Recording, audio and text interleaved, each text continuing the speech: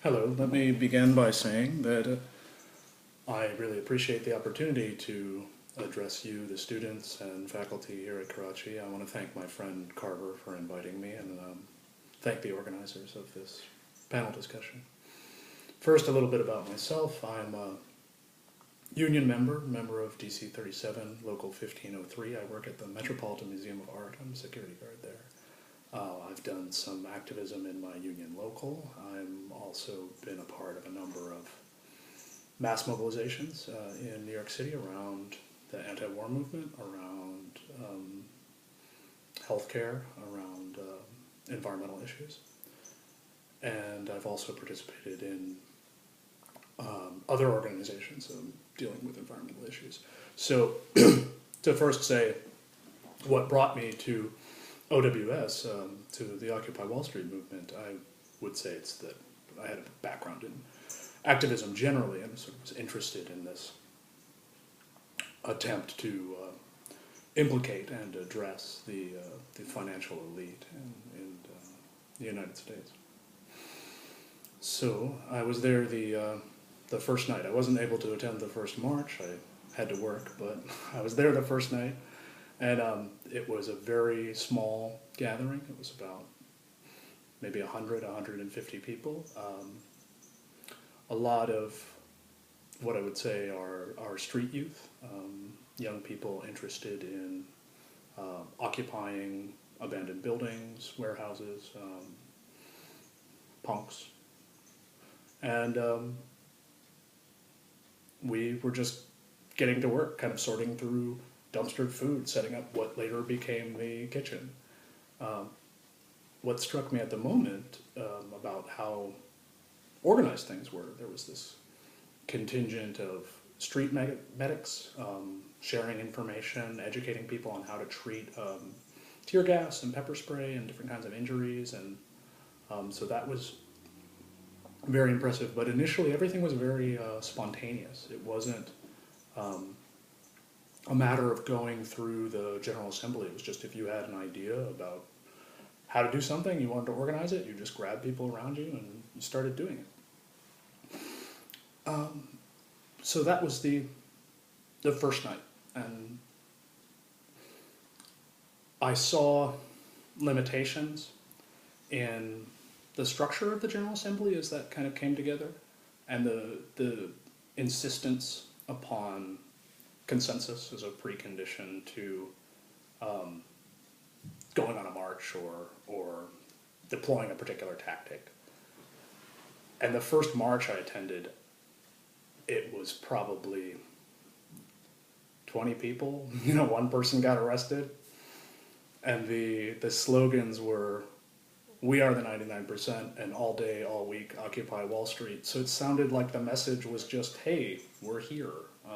That seemed like a big limitation. Furthermore, that there were no demands, that there was no attempt to articulate what would be preferable to the current arrangement with the massive disparity of wealth in the United States. But that being said, the idea was among the occupiers to set up a parallel institution where you could have a microcosm of the kind of society you might want to live in. So you would have free access to medical care, free food, whatever you needed to be comfortable, to sleep out, would be provided. So this idea of building a parallel institution to serve as a model for the ideal society was a part of that. And I did feel that was limited as a strategy for achieving social transformation, achieving change. But I was nevertheless insistent in conversations with people about the movement on supporting it, and I came out and supported it in whatever way that I could, because people were in motion. And so for those of us who had many of the same complaints about the inequality in the United States and the inequality internationally that, you know, the U.S. Perpetuates through its financial institutions and through its military. Those of us who have same complaints should enter the Occupy movement.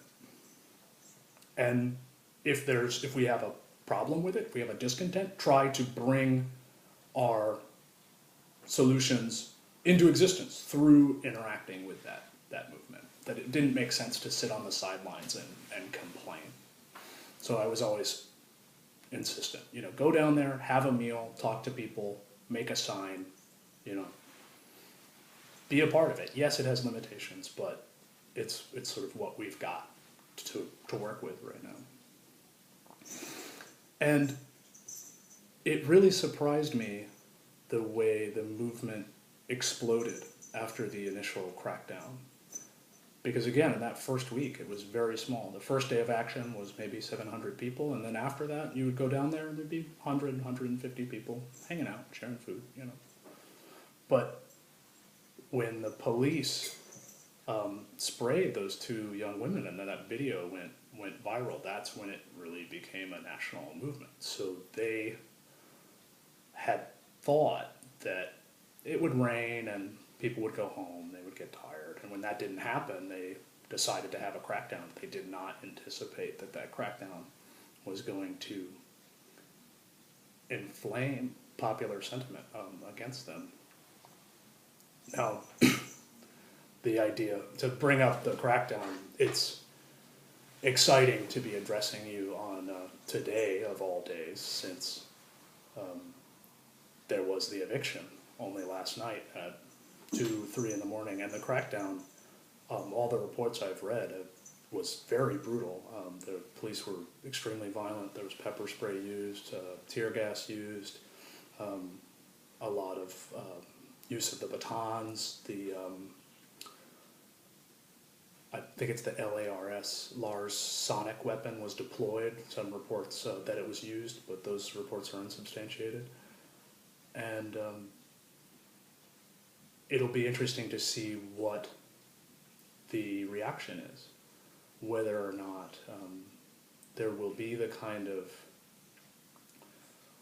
response that brought this movement into the national stage and in the international stage, or if public sentiment has turned against the Occupy movement in such a way that the crackdown would be effective. Now, of course, the mayor and NYPD, they've calculated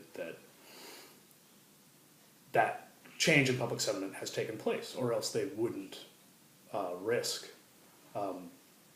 making the movement even bigger by attacking it. And some of the reasons for that are that in the last week, or last 2 weeks or so, the character of the occupation shifted when people discovered that they would be tolerated to have tents. And so tents sprung up everywhere in the park, and all of the area of the park was occupied by these tents. There was hardly pathways to move through. It was very difficult to navigate. And it was very, for someone who would come and go from the protest, who couldn't live there. You know, I do have to work. I mean, I would sleep out at night and go to work in the morning, but then the next night, you know, return to my apartment or what have you. For someone who is has both an insider perspective and an outsider perspective to this protest, it was very distancing to come to this space and confront this tent city. I told people after seeing that take place, I wouldn't even know how to sleep there anymore. I mean, before, you found a patch of ground, you'd lie down, you went to sleep, it was fine. But now, I wouldn't know who to talk to. Where would I sleep? Whose tent would I share? I don't know.